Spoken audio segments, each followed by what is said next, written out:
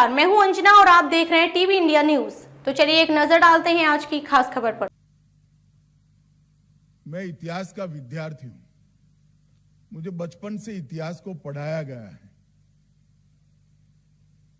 आज डॉक्टर साहब के कारण सिसोदिया वंश का 1000 साल का गौरवगान एक पुस्तक में समाहित कर समाज के सामने रखा है। मगर देश भर में अनेक जगहों पर इस प्रकार के अनेक राजा महाराजाओं ने, अनेक वीर योद्धाओं ने और समाज जीवन के नीचे से नीचे तबके के अनेक योद्धाओं ने ये लड़ाई को लड़ा है। चाहे ठेठ आसाम में ये लड़ाई अहोम राजाओं ने लड़ी हो,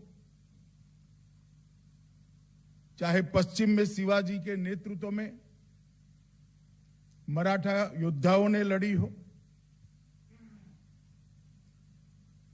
चाहे सिकंदर का आक्रमण आया तब से गुप्त, मौर्य, चोल, राष्ट्रकूट, कई प्रकार के राजवंशों ने लड़ाई को लड़ते लड़ते लड़ते आज हमारी इस यात्रा को यहां पहुंचा है।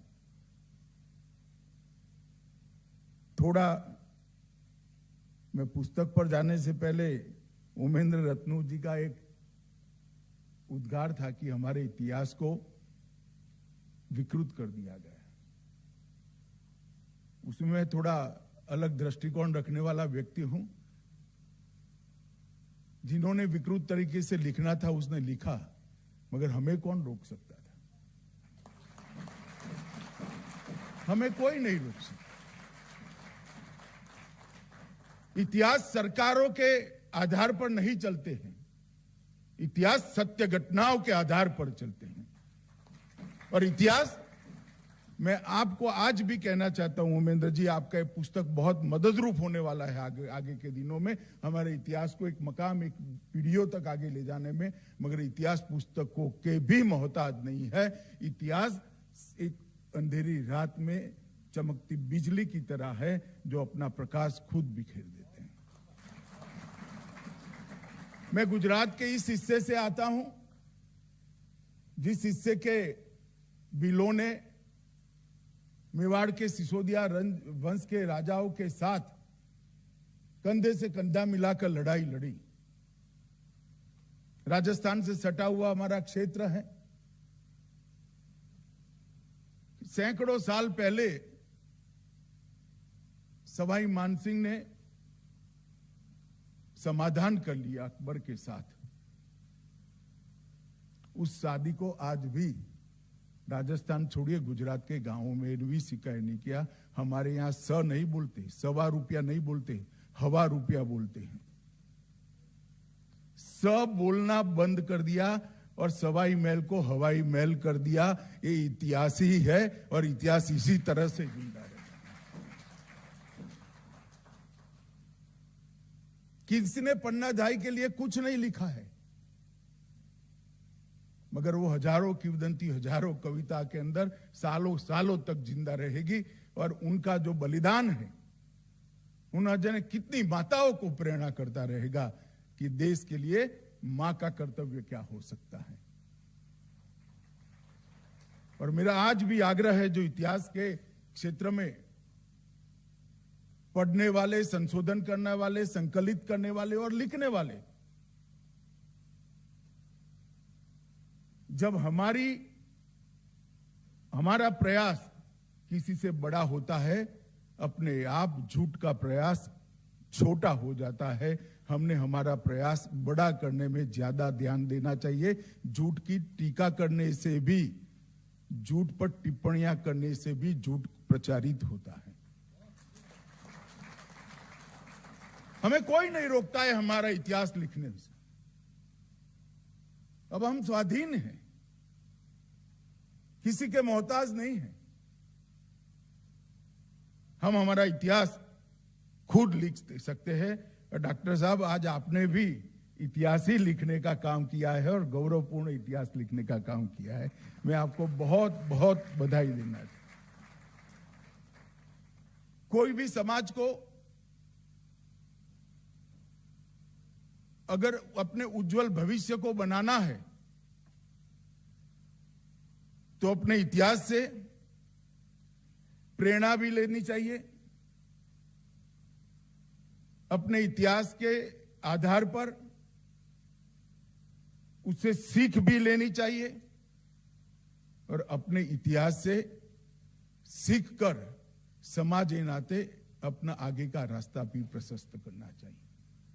ये बात सही है, कुछ लोगों ने इतिहास को इस तरह से लिखा जिससे निराशा का जन्म हो,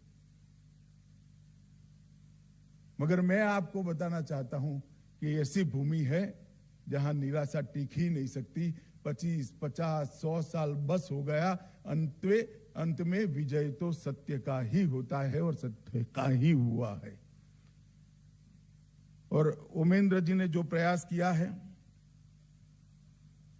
उसमें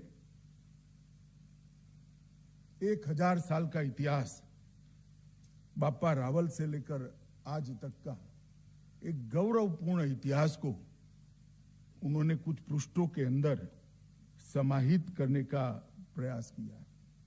इस पुस्तक को अगर आप बारीकी से देखोगे तो कई चीजें दिखाई पड़ेगी। एक किंवदंतियां थी कि हम अपने सीमित स्वार्थ में बंध कर रहते थे, ये देश कभी था ही नहीं। इस देश के अंदर सब अपने अपने निहित स्वार्थ के अंदर ही जीवन जीते थे। युद्ध लड़े वो भी अपने सम्मान के लिए लड़े, अपने अभिमान के लिए लड़े, संख्या बल एकत्रित नहीं कर पाए। इस पुस्तक को पढ़ोगे तो मालूम पड़ेगा प्रतिहार राजाओं को, नागभट्ट और पुलकेशी को कैसे बापा रावल ने साथ में लेकर इस्लामी आक्रमण को नेस्त नाबूद किया था।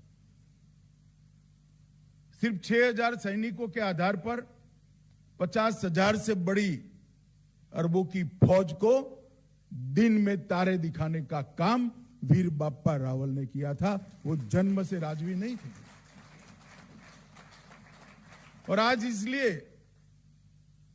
देश का पश्चिम क्षेत्र आज भी बापा रावल का नाम आते ही बच्चा बच्चा सम्मान के साथ, गौरव के साथ उनकी स्मृति को अपने आत्मा के साथ जोड़ता है। और बापा रावल का ये जो प्रयास था, इसने 500 साल तक देश की पश्चिमी सीमा से आक्रमण नहीं होने दिया। कोना तो ये भी था, कच्छ वाला कोना भी था, और वहां से कई आक्रमण हुए भी, मगर हर बार उनको वापिस भेजा गया। रावल खुमान का इतिहास भी यहां पर बहुत अच्छे तरीके से रखा है। शायद आज के विद्यार्थियों ने रावल खुमान का नाम भी न सुना हो। उन्होंने कई बार परदेसी आक्रामकों को बाहर तक खदेड़ने का काम किया। रावल रतन सिंह और खुमान के कालखंड में भी लगभग 40 राजवंशों को एकत्रित कर एक मजबूत प्रतिकार देने का काम यहां से हुआ था। ढेर सारे कहानियों को इन्होंने संकलित किया है। महाराणा लक्ष्मण सिंह, राणा कुंभा, राणा सांगा और महाराणा प्रताप तक ये गौरवशाली युद्ध को जो पीढ़ियों तक चला, इसको संजोने का काम डॉक्टर साहब ने किया है। कई सारे लोगों ने अलग अलग अपने लेखों में इस वंश के बारे में कई टिप्पणियां भी की है। ऐसा नहीं है कि इनको न्याय नहीं मिला है। और मैं आज भी कहता हूं कि सरकार के अभ्यासक्रम से इतिहास की जानकारी मिलती है। इतिहास को पढ़ना पड़ता है, इतिहास को जानना पड़ता है, और वो सरकार पर आधारित नहीं है। अगर हम संदर्भ ग्रंथ बनाने की शुरुआत करें अगर हम हमारे इतिहास को हमारे दृष्टिकोण से लिखने की शुरुआत करें, उस पर बहस करें और नई पीढ़ी इसका अभ्यास करे, तो कुछ देर नहीं हुई है। ये लड़ाई बहुत लंबी है और ये लड़ाई के लिए बहुत जरूरी है कि हमारे इतिहास को हम हमारे सामने रखें। हल्दी घाटी के युद्ध को तो बहुत सारे लोगों ने सुना भी होगा, मगर देवायर के युद्ध की बात करने वाला शायद दूसरा तीसरा ही पुस्तक होगा जिसमें देवायर की युद्ध की बात की गई। कई गौरवशाली घटनाओं पर समय की धूल पड़ी थी।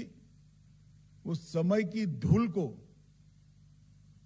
ढंग से हटाकर वो घटनाओं की तेजस्विता को 100 लोगों के सामने लाने का काम डॉक्टर साहब ने किया है। मैं डॉक्टर साहब आपका बहुत बहुत आभारी हूं, क्योंकि आपने समाज को जागरूक करने के लिए बहुत बड़ा यत्न किया है और मुझे भरोसा है कि इस यत्न से ढेर सारी गलत धारणाएं समाज में से निकल जाएगी। मित्रों, मैं आज कुछ बात इतिहास के लिखने वालों के लिए भी कहना चाहता हूं। ढेर सारे हमारे यहां ऐसे साम्राज्य हुए, मगर इतिहास लिखने वालों ने साम्राज्यों का जब भी जिक्र आया तो मुगल साम्राज्य की ही चर्चा करी। पांड्य साम्राज्य 800 साल तक चला। अहोम साम्राज्य असम में 650 साल तक चला। बख्तियार खिलजी से लेकर औरंगजेब तक सभी को उन्होंने पराजित किया, असम को स्वतंत्र रखा। पल्लव साम्राज्य 600 साल चला। चालुक्य साम्राज्य 600 साल चला। मौर्यों ने 550 साल तक समग्र राष्ट्र पर अफगानिस्तान से लेकर लंका तक राज्य किया। सातवाहन ने भी 500 साल तक शासन किया। गुप्तों ने 400 साल तक शासन किया और समुद्रगुप्त ने पहली बार भारत की कल्पना को चरितार्थ करने का साहस भी दिखाया और सफलता भी प्राप्त की। मगर इस सब पर संदर्भ ग्रंथ नहीं लिखे गए। हमने टीका टिप्पणी छोड़कर हमारे गौरवशाली इतिहास को जनता के सामने रखना चाहिए। इस पर संदर्भ ग्रंथों की रचना करनी चाहिए। धीरे धीरे धीरे कर जो इतिहास हम मानते हैं गलत है, वो अपने आप निकल जाएगा, सत्य फिर से उजागर हो जाएगा। और इस दिशा में बहुत सारे लोगों ने काम करने की जरूरत है।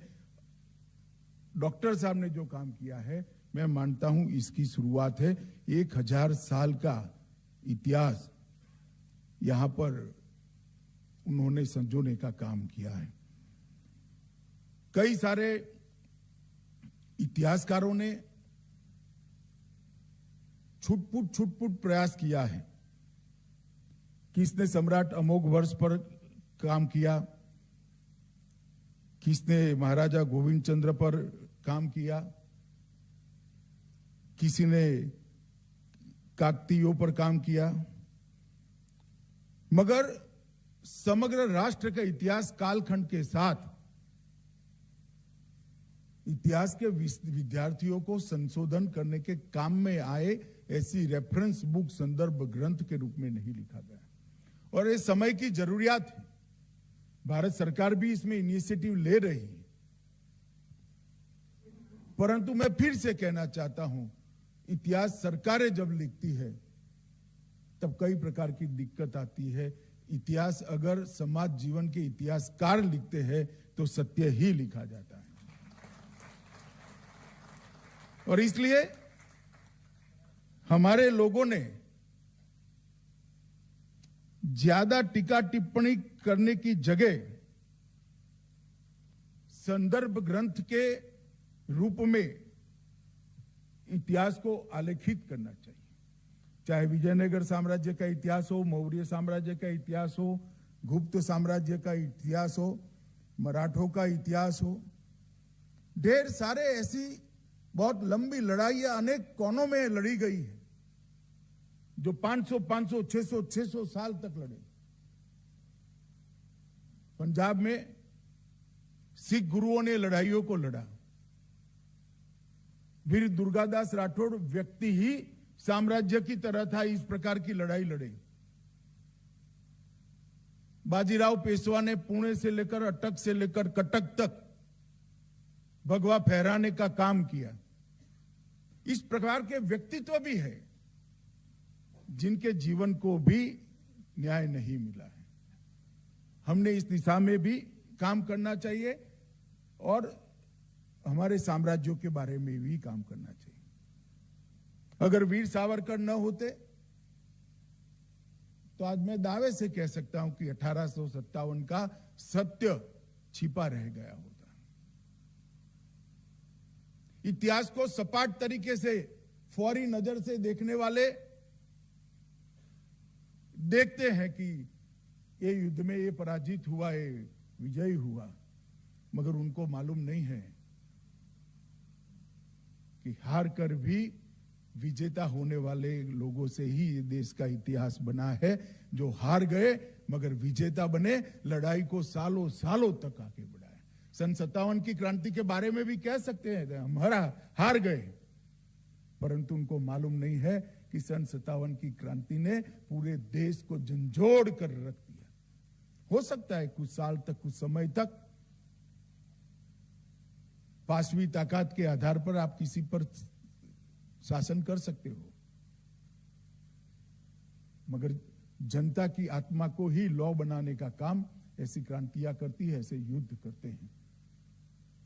आज भी पद्मिनी का जौहर देश भर के, चाहे पुरुष हो चाहे स्त्री हो, हर व्यक्ति को गौरव के साथ सर ऊंचा कर जीने के लिए गौरव प्रदान करता है कि स्त्री अपने आत्मरक्षा के लिए उच्च से उच्च बलिदान कैसे दे सकती है। ये इसका उदाहरण था। हार और जीत इसके कारण इतिहास नहीं लिखा जाता। वो घटना ने क्या परिणाम छोड़ा, इसके आधार पर इतिहास लिखा जाता है। और जीतने वाले कई बार हारे हुए होते हैं, वो सदियों के बाद प्रस्थापित हो जाता है। मित्रों, 1000 साल तक चली ये लड़ाई। वैसे देखा जाए तो जहां जहां ये आक्रामक गए वहां सब तहस नहस कर दिया। वहां की भाषा भी चली गई, वहां का धर्म भी चला गया, वहां की संस्कृति भी चली गई। हमारे भी देश के बहुत बड़े हिस्से में ये चला गया, परंतु एक ही जगह है जहां आकर रुकना पड़ा, वो भारत है। यहां आकर रुकना पड़ा, यहीं लड़ाई मिली, यहीं हम लड़े हैं। अपनी भाषा के लिए लड़े, अपनी संस्कृति के लिए लड़े हैं, अपने धर्म के लिए लड़े और मजबूती के साथ लड़े हैं, पीढ़ियों के बलिदान देकर लड़े हैं। और आज मैं गर्व के साथ कह सकता हूं कि 1000 साल की लड़ाई में जिन जिन बलिदानियों ने बलिदान दिया था, आज वो पुण्यात्मा जहां पर भी होंगे, उनको भारत का पुनरुत्थान देखकर उनकी आत्मा को जरूर शांति मिलती है। फिर से एक बार गौरव के साथ दुनिया के सामने खड़ा होने का समय आ गया है और देश खड़ा हो रहा है। सरकारों से नहीं होता है। समाज जीवन में जागृति की चिंगारी पनपती है, फैलती है और वो आग में बदलती है, तभी जाकर परिवर्तन आते हैं, तभी जाकर समाज का गौरव जागरूक होता है। सालों के बाद आज लाखों बलिदानियों के बलिदान पर गौरव ले, इस प्रकार की समाज की जागृति आज समाज में देखने को मिल रही है। सालों के बाद हमारी संस्कृति को दुनिया भर में स्वीकृति मिले, इस प्रकार की स्थिति को हम देख रहे हैं। सालों के बाद समग्र दुनिया में देश का गौरव बढ़ता हुआ हम देख रहे हैं। अगर ये लाखों बलिदानियों ने बलिदान न दिया होता तो शायद आज ये दिन देखने हम सबके लिए भी भाग्य में नहीं होता। मैंने पुस्तक को पूरा तो नहीं पढ़ा है, मगर कुछ प्रकरण को मैंने जरूर पढ़ा है। बहुत मेहनत की है डॉक्टर साहब ने। बहुत सारे रेफरेंसेस, बहुत सारे इतिहासकारों के उद्गारों को, उनके लेखों को अंदर प्रमाण के रूप में भी रखा गया है। मैं जरूर चाहूंगा कि इतिहास के विद्यार्थी 1000 साल के अपराजित हमारे संघर्ष को, एक ही वंश के गौरवमयी बलिदान को जरूर पढ़े, जरूर जाने। और आज हम यहां पर हम खड़े हैं तो इसकी कीमत सैकड़ों सालों पहले किस तरह से चुकाई गई है, इसका आत्मबोध हमें हो, वो बहुत जरूरी है। मैं फिर से एक बार डॉक्टर साहब को, और मैं फिर से कहना चाहूंगा क्योंकि मैं जानता हूं प्रभात भाई कभी भी प्रॉफिट होगा या लॉस नहीं देखते हैं। राष्ट्रवादी विचारों का प्रचार करने वाले हर पुस्तक का वो प्रकाश